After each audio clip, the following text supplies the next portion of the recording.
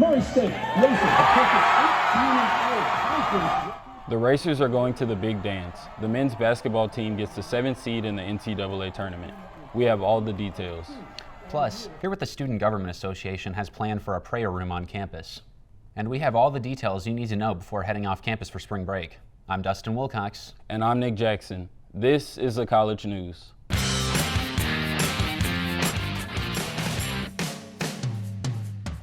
The College News, brought to you by the Murray State News. The men's basketball team will enter the NCAA tournament as the number 20 seed in both the AP and coaches polls. The Racers held a watch party on Sunday at the CFSB Center where they learned they would be the 7th seed taking on the 10th seeded Dons of San Francisco.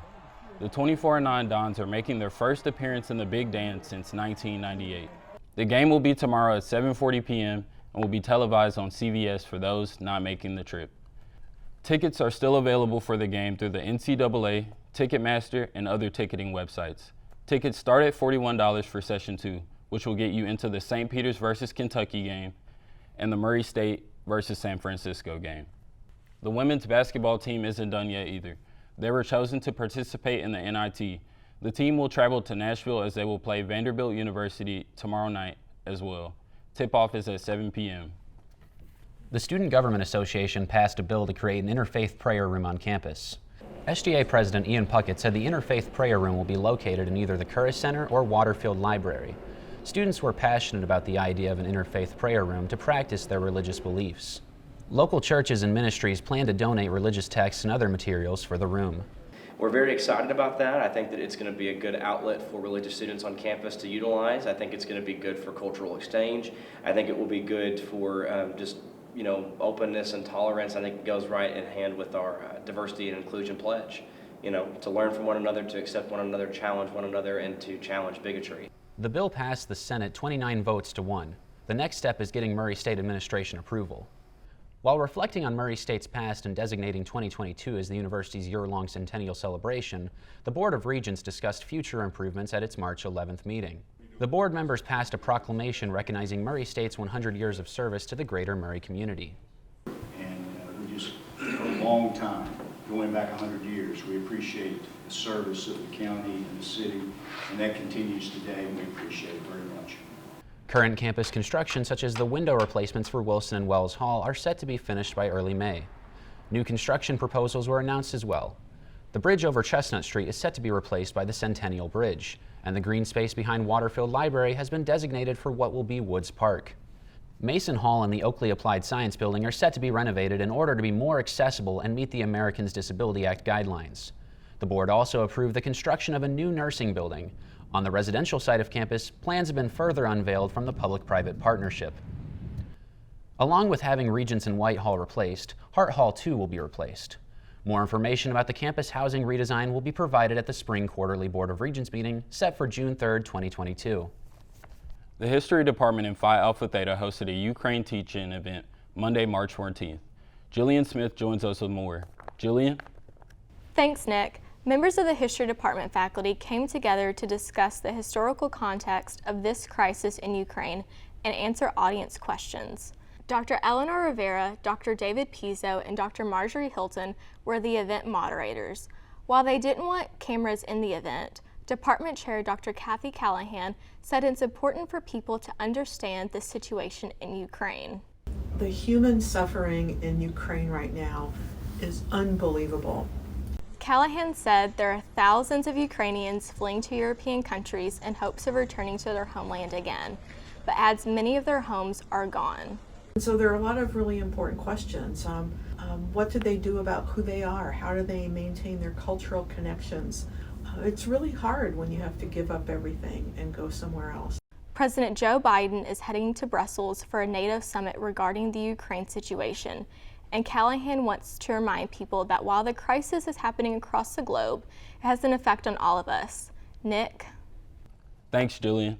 If you're a film buff looking to share your love for cinema in a group environment, Murray State Cinema International Club is the place for you.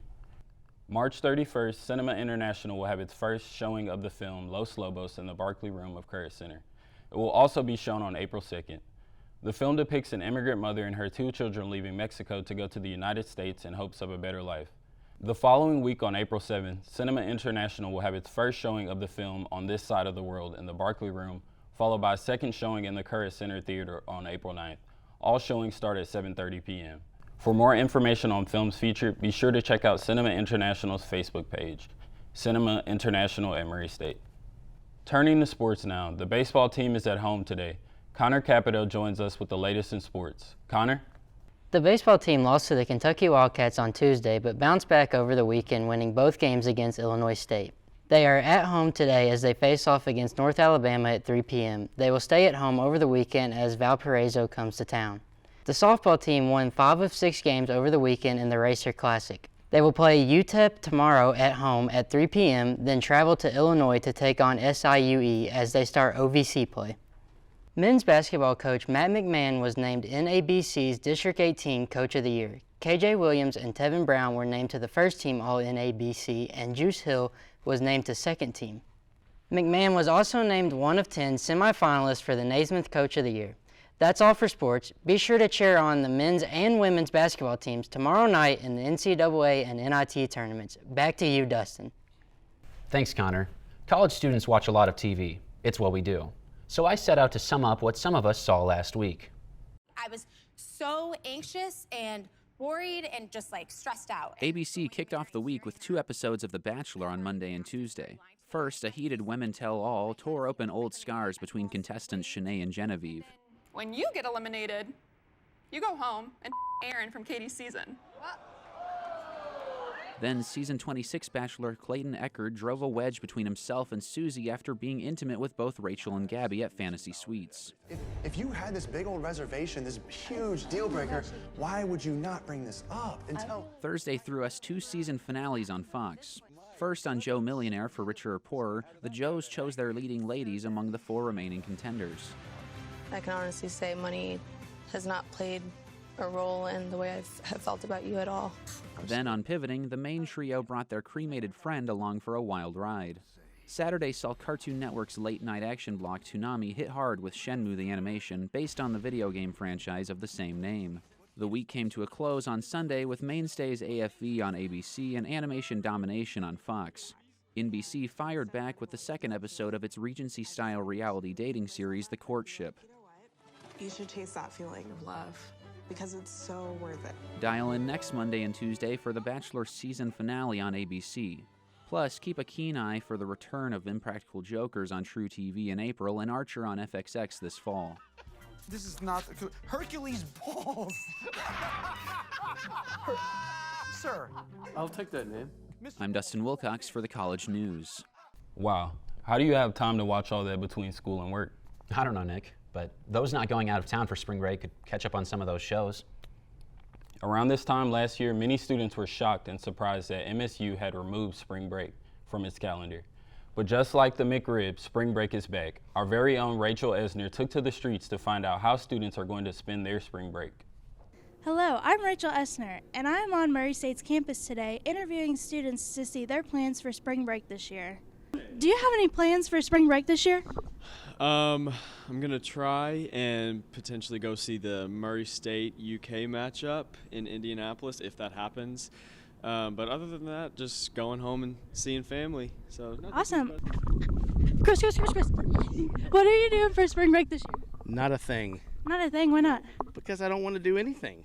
But we didn't even have a spring break last year. I know, that's why I don't want to do anything. So you're just going to sit at home this year? If I can. I've got 4 kids though, you know. So. Do you have any grading you have to do? Well, I will do my grading before I go away for spring break. Actually, I have to come in on Monday and Tuesday of spring break. My spring break's only Wednesday, Thursday, Friday. Are you going to be one of those bad teachers that gives homework over spring break? What do you think? You guys want some? Okay, maybe. Are you guys excited to have a spring break this year since we didn't get one last year?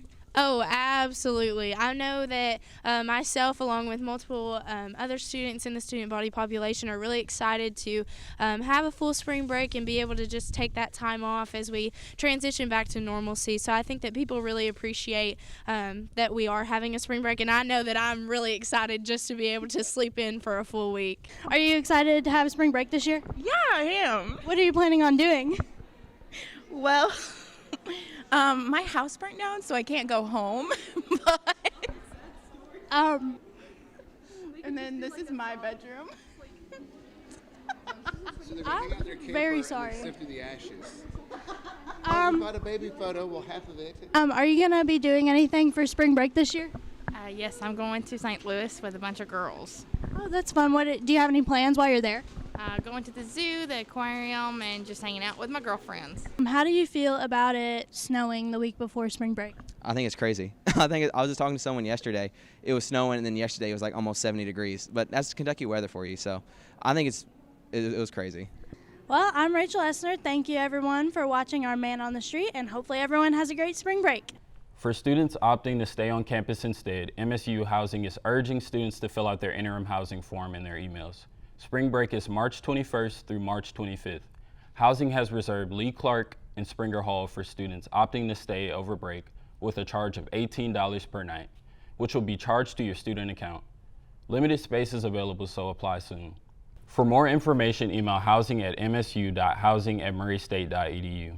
That's all for this week's edition of the College News. We hope you have a fun and safe spring break. Be sure to pick up tomorrow's copy of the Murray State News before you head out, and join us back here on April 6th for another edition of the College News. Thanks for joining us, and go Racers.